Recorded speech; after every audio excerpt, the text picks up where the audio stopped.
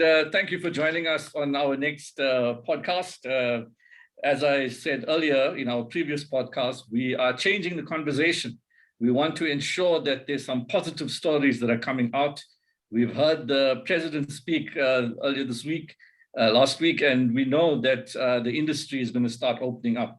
So I'm very pleased today to have with us our guest, Mr. Septi Bukula, who is the founder of Seeza, which is S-E-E-Z-A, an organization that started back in 2017, and really an organization that's played a critical role in assisting small businesses in the tourism industry to access markets and a whole lot of things.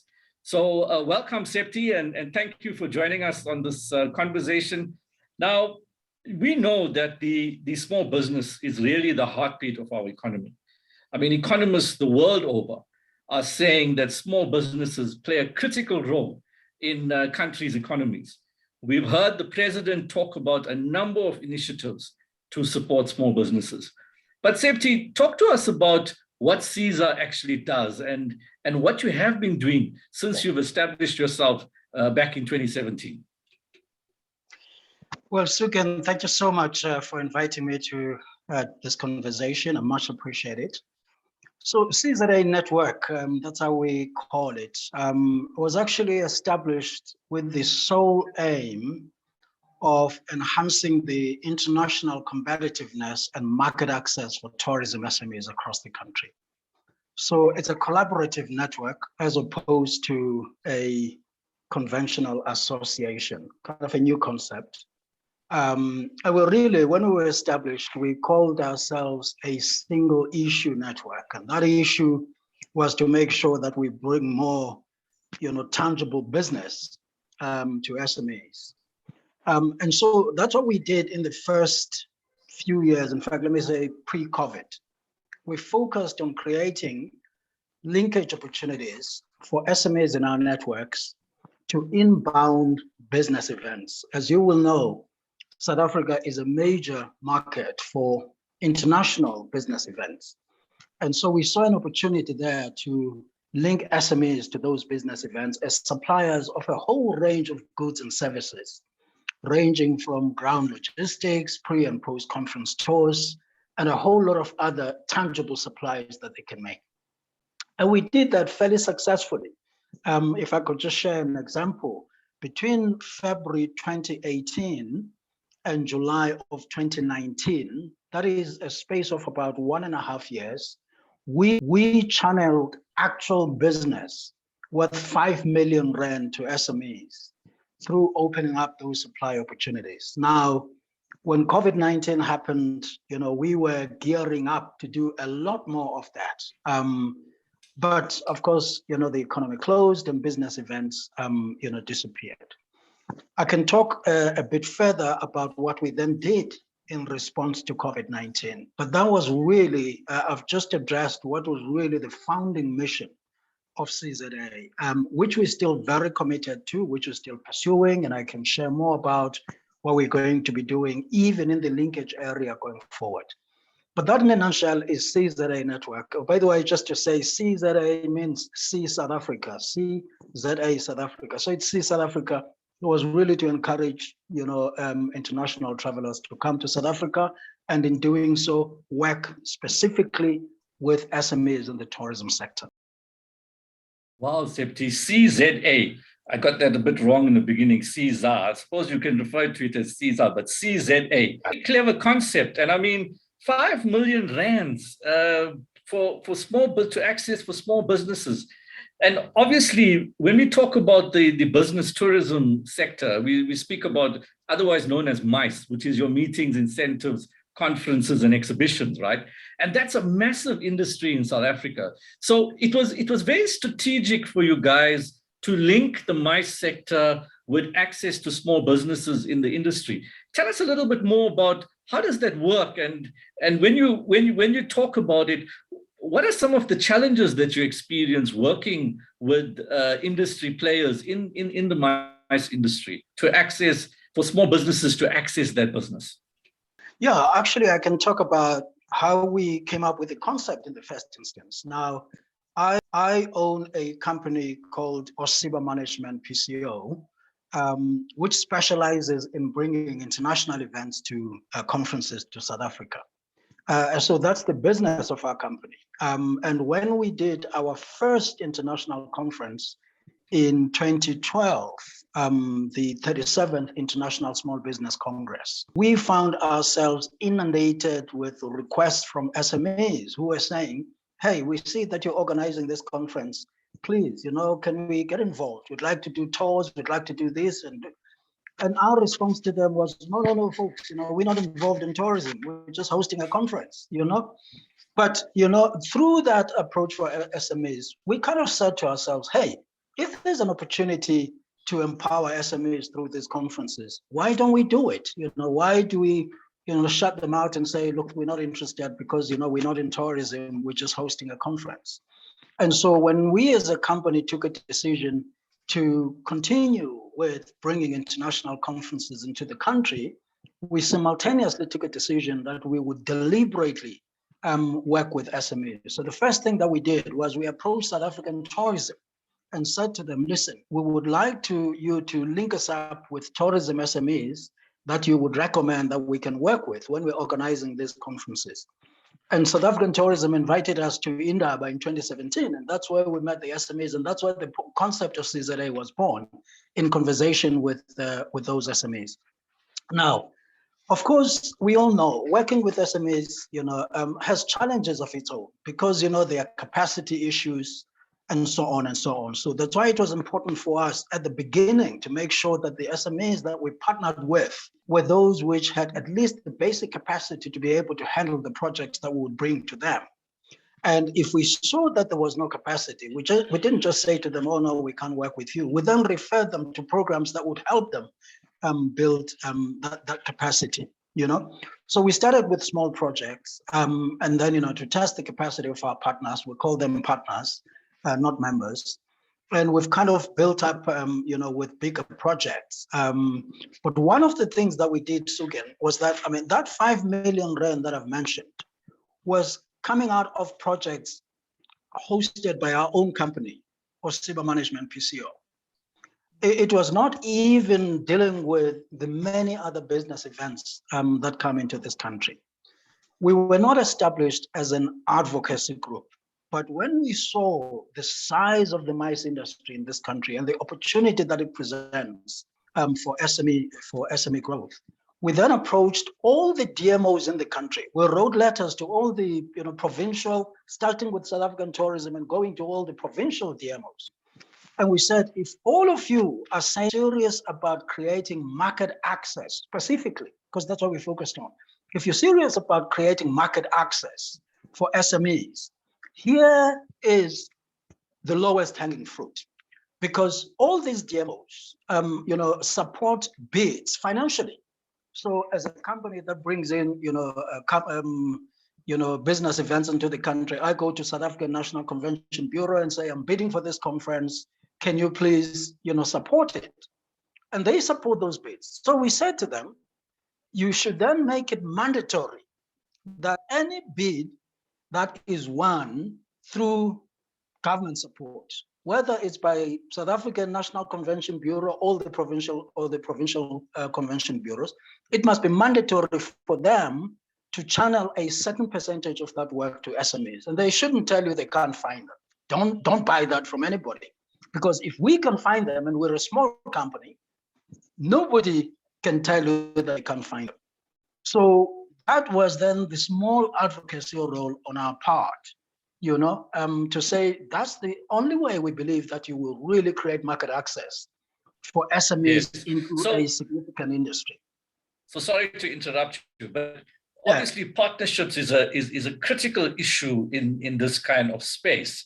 But let's just focus now on the kind of work that you did during the pandemic. We know that a lot of businesses suffered during the pandemic. A lot of businesses closed down. But this is not really the objective of this conversation. I think what I want you to focus on is to talk to us about some of your really critical success stories, because we spoke about that. And I'd like the rest of the country to know about some of your success stories as CZA, even during a period of a pandemic when there was actually no hope for most people. But yet you managed to be resilient, and your members were able to be resilient through this pandemic. Talk to us about some of those success stories, Septi.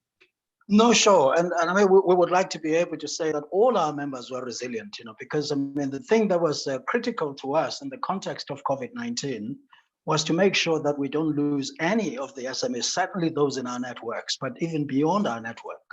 And so we had to ask ourselves the question and say, well, given that the economy is closed, literally, and there are no business events coming into the country, does that mean that we just sit and fold our arms and wait for things to open up and then start afresh? And then we came up with an idea, because we found that SMEs were really struggling. So we came up with an idea to say, we can't be giving them business now because the economy is closed, but let's be equipping them with tools, let's be equipping them with motivation, to say to them, hey folks, hang in there, do whatever you can do in the meantime to keep yourselves going. There will come a better day. The economy will open up again. The critical thing is for us to make sure that you don't fold up and close down. Yeah. Because if that happens, then we're decimating the supply that we will need when the economy opens up. So we started a program called Stay in Business, which we partnered with all the DMOs across the country, except in the Western Cape. So all the 8 DMOs, we partnered with them. We brought together a team of business experts, including an industrial psychologist, to speak to SMEs, to motivate them, to encourage them, just to stay and fight. And it was quite interesting, actually, through those sessions. And it was a good thing that we brought an industrial psychologist, because what we found was that the biggest battle that SMEs were fighting was just the psychological battle of how do we deal with this thing and its impact on our businesses.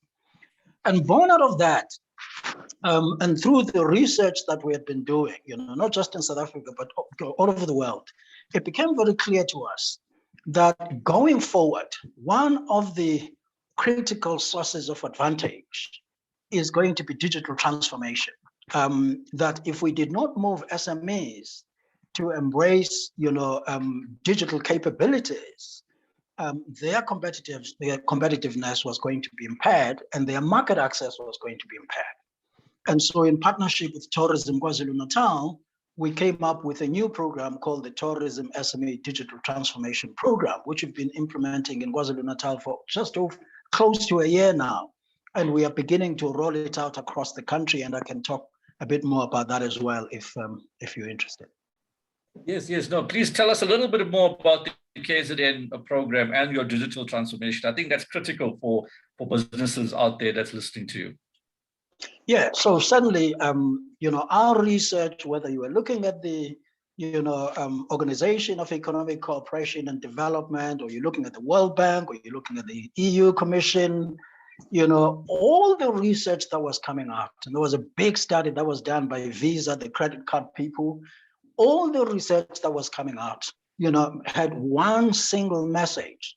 One, technology is going to be a key driver of the future of travel and tourism. Technology was already quite key before COVID-19, but COVID-19 is going to accelerate that. And secondly, it is only those businesses that proactively embrace technology that are going to be able to compete in the future. Those that don't are going to be marginalized and ultimately left behind. That to us was a wake-up call. And we said, my gosh, if that's what is going to happen, then we need to start now preparing SMEs for the future that is going to be after COVID-19. And so we put together this comprehensive program, this comprehensive digital transformation program, which has got several elements.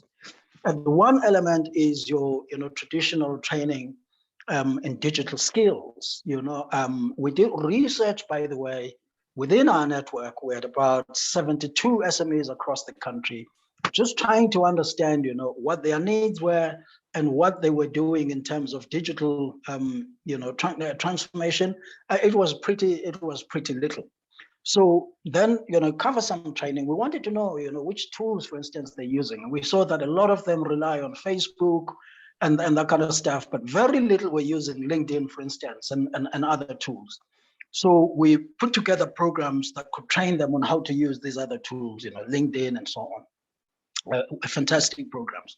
But the core component of our digital transformation program is not training. Training is important and is a critical part of what we do. But the core component is to give international market visibility to SMEs using technology. And how do we do that? Everything that we do at CZA, we don't do just ourselves. We partner with a whole range of partners who are experts in their field.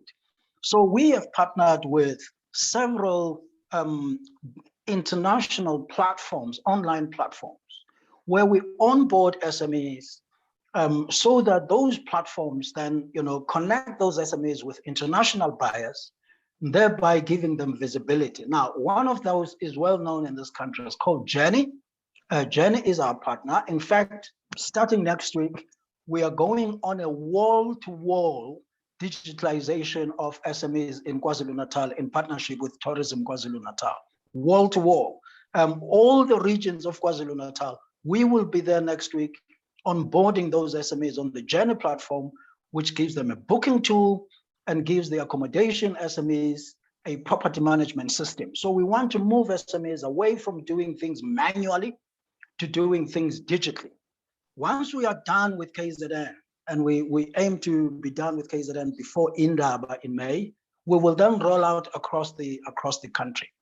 So that is the local partner. But then we have international partners. We have a partner in India, for instance, called Trip Darwin, which gives SMEs the capability, not only visibility, but also capability to design travel itineraries on that platform. We have a partner in Europe. So we've partnered with a number of platforms which specialize in connecting buyers and sellers digitally. And so these are the people that then do most of the delivery, and CZA coordinates all that effort in working with our partner DMOs like TKZN here in the country. So Septi, it seems like whilst most people during the pandemic was sitting and wondering, what do we do and how do we recover, and wallowing in negative energy, you've been very busy. And certainly the members of CZA has also been very busy. But I just want to pick up on a few things that you've been saying.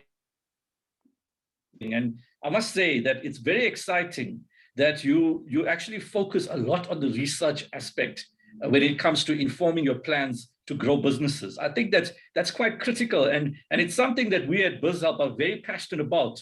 We believe that without accurate information, without proper research, it's actually very difficult to charter a way forward, right?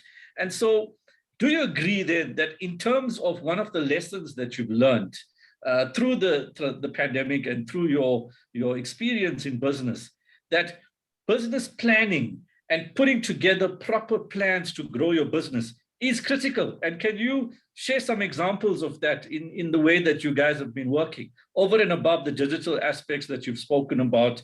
Can you shed some light on the research and planning aspect as well? Yeah, and look, I think it actually, as you say, it starts with the research. Business planning, you are told that from day one when you start a business. It doesn't have to be a complex and complicated business plan, but you need to have some kind of roadmap in terms of where you want to go with your business. And that's what business planning is really about. And I think sometimes we make it a bit too sophisticated for SMEs.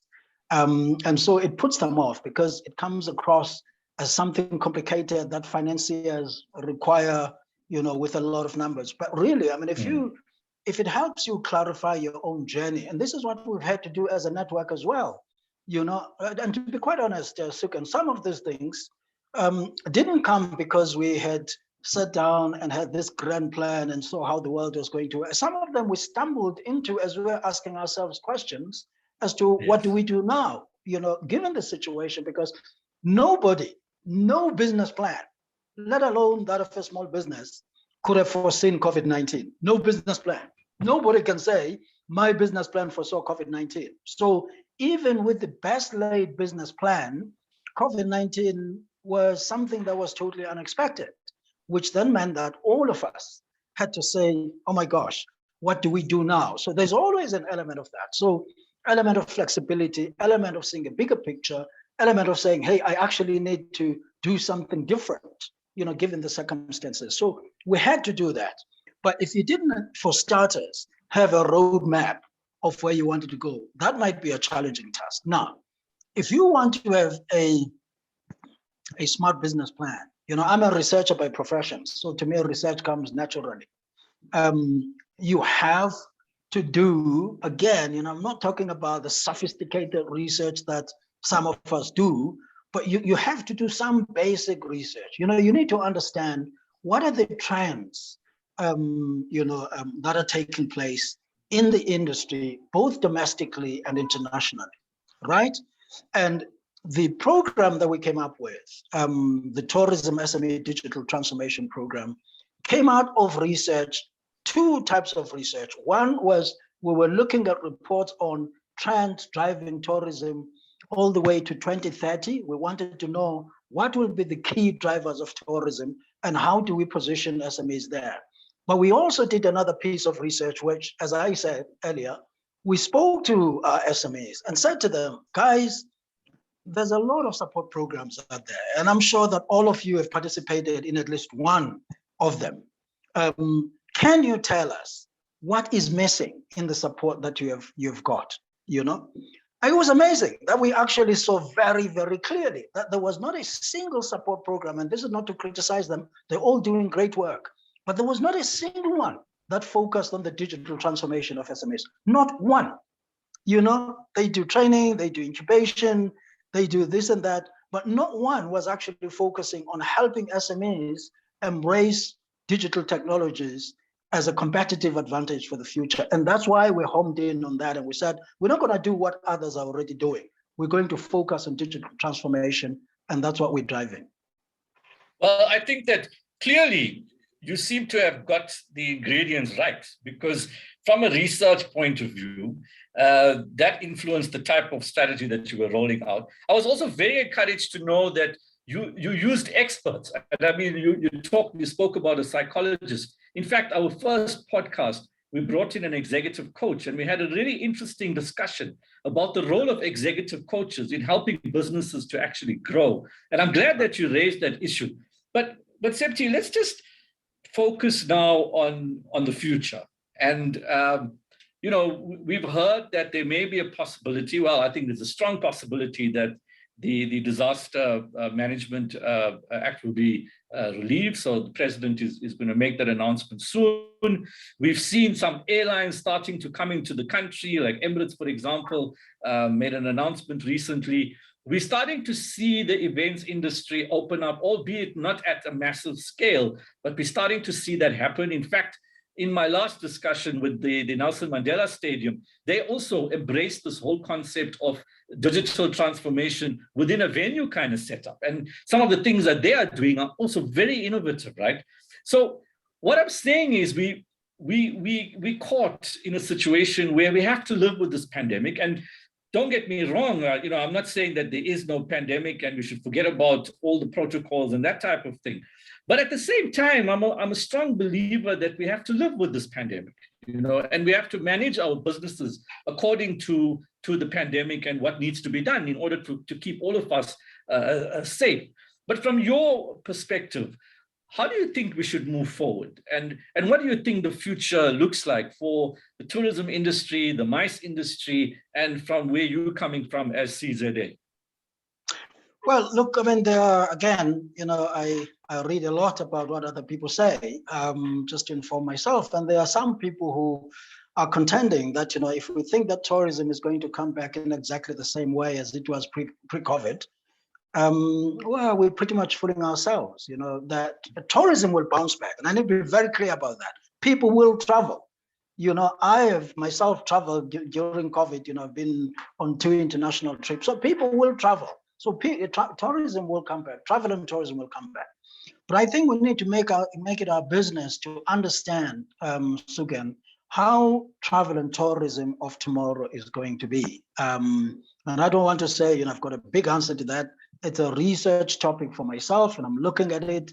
the demographics that are going to be traveling, how they're going to want to package their travel, and experience it, and so on and so on. So everyone, who wants to position and grow their business should make it their business to do so.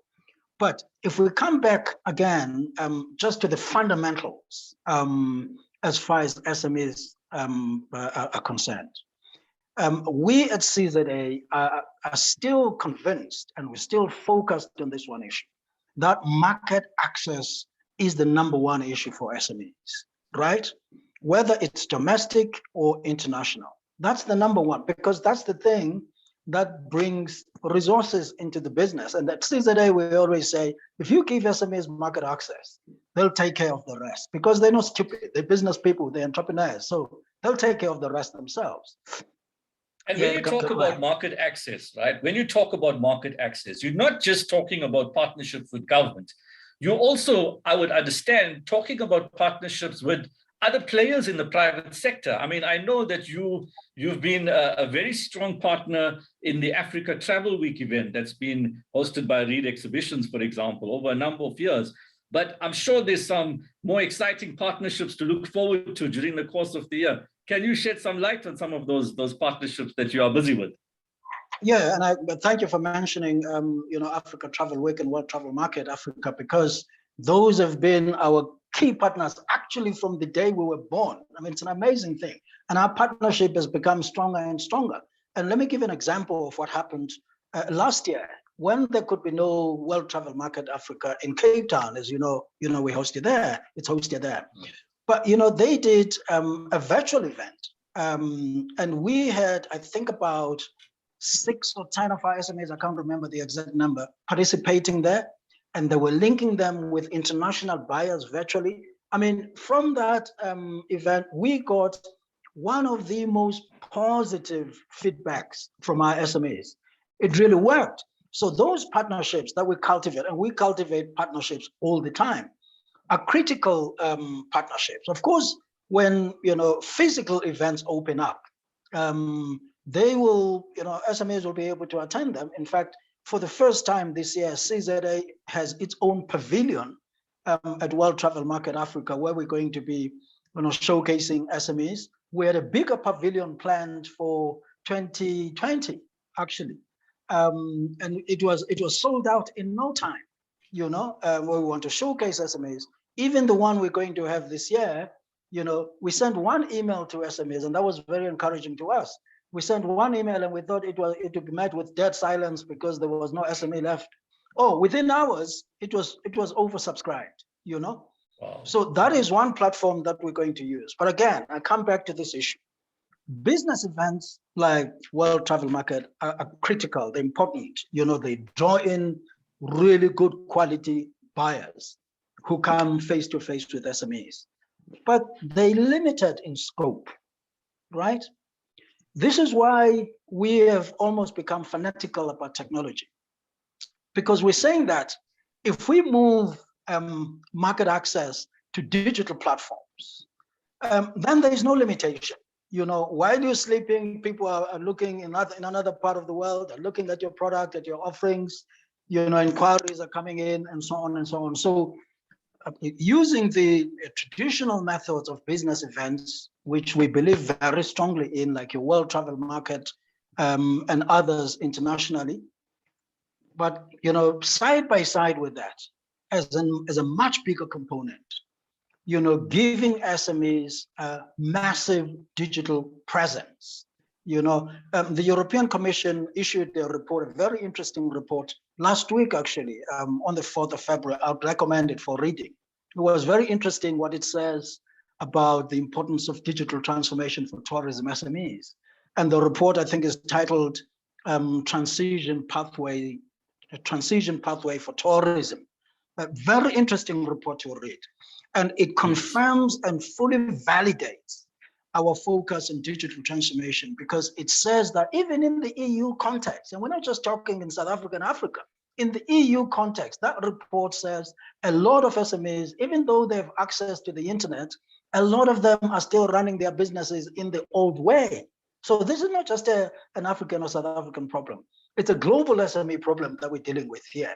And so we're very excited that, together with, people like those who are diagnosing the problem the same way as we are, we can then collaborate to drive the digital transformation of SMEs. So for us, this rollout, this wall-to-wall rollout of the digitalization program is the biggest thing and the most exciting thing to us right now. Well, Septi, I think that, it's always a pleasure having a conversation with you, where you guys have come out so resilient. And I think the key things that you raise, which I just want to repeat, is one, the importance of research to understand where you want to go to. Secondly, the importance of market access. And that's what you guys are really focused on, is creating market access, but not just through your traditional platforms, also looking at digital platforms. And how do you unlock those opportunities digitally for businesses, not just in South Africa, but all over the world.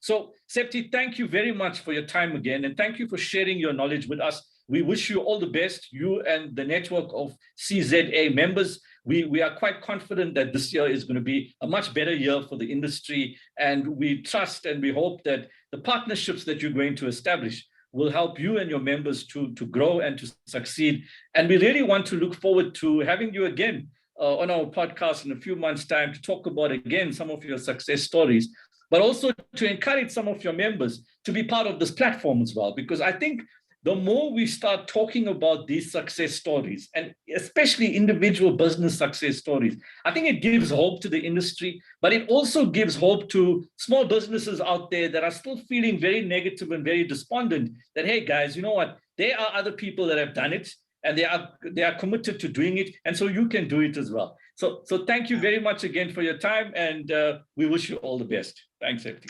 Yeah, thanks for having me, Sugen.